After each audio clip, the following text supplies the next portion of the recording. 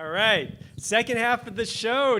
All right, our next storyteller tonight this is her very first time, and she's really nervous, but she's had a lot of courage, and we were working it over the weekend. It's Adriana Calambas. She loves to travel the world, and recently she went on a trip to India with her husband, where she discovered the road to enlightenment can be pesky. Please give it up for Adriana and her story, Pesky Spirits.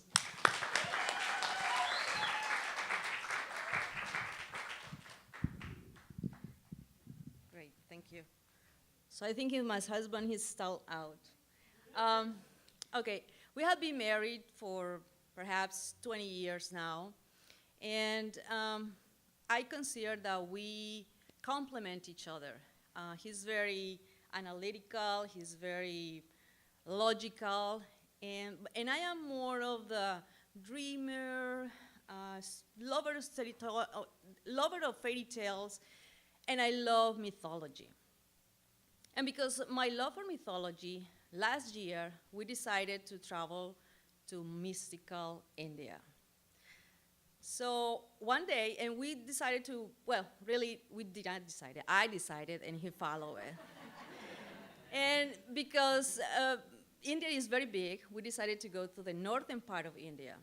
And one day, we were just waiting for our tour guide, drive us to our next stop, and I just saw a temple, and I said, can we stop here? And he said, sure, but this is not it's just a regular temple. There is nothing interesting there. But if you want to stop, that's okay. So we stopped there, and we got out of the car, and he said, I'm going to stay here. You just go there and take your time, and whenever you're ready, just come back. So we did that. We get out of the car, and we walked towards the temple. And the truth was that we have just come out of a big traffic jam. And if you have ever been in India, you know it's very chaotic. It can be 10,000 worse than trying to cross the Bay Bridge in a rush hour, in a peak hour. And it was very humid, and we were just kind of, I was over the top on my stress. So the truth was that I wanted to stretch my legs. So we were there, and we found a really nice spot. So we stand there and walking towards the temple. It was very beautiful. It was very quiet. And the temple was surrounded by water. It was sunset time, many birds flying. I mean, it was really nice. It was quiet.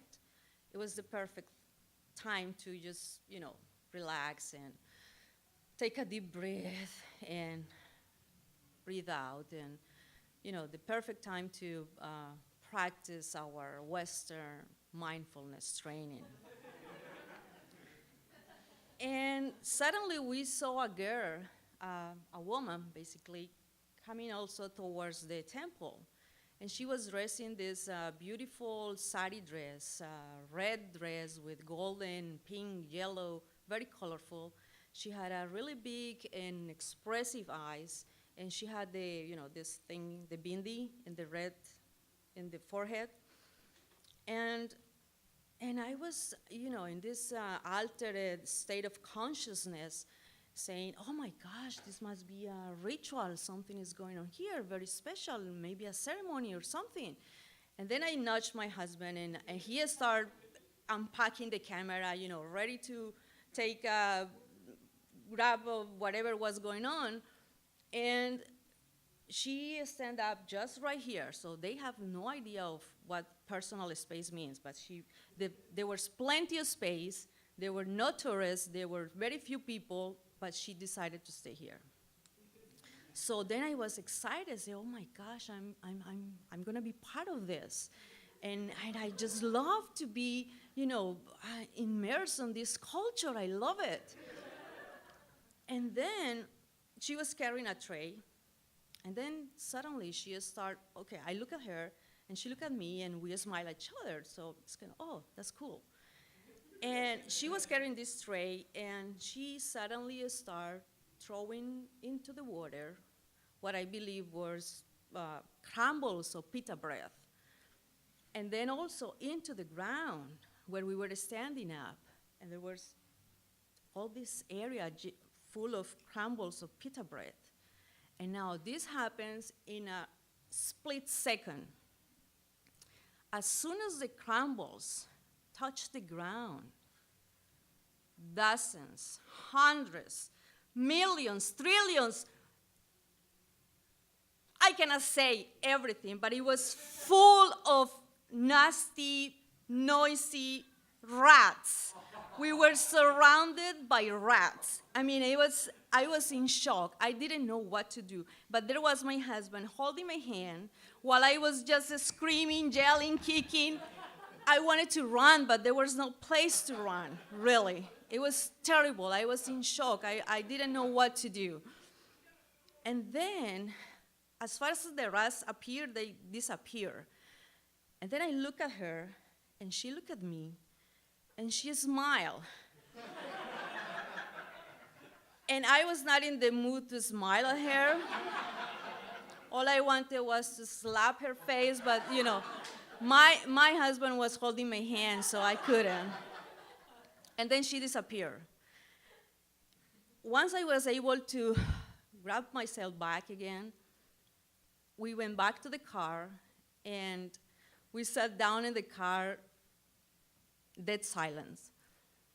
And you know, the driver just looked us through the rear view mirror, and he said, "Are you okay?"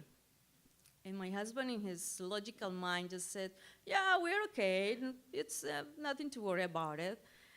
And I was just dying there. I was just in shock. I was trembling.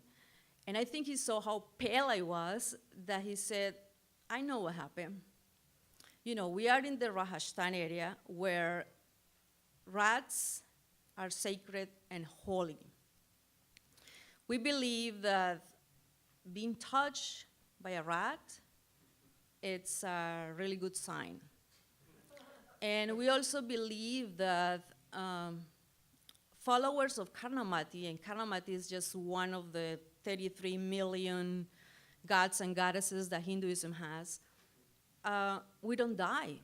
I mean, well, the body dies, but their soul do not die. Their soul go into the rat while waiting to be reborn or reincarnated into a human body." And then he even goes saying, "And it's even of a bigger honor to share your food with a rat." And then, you know, they don't mean really, "Hey, here is my leftovers." No.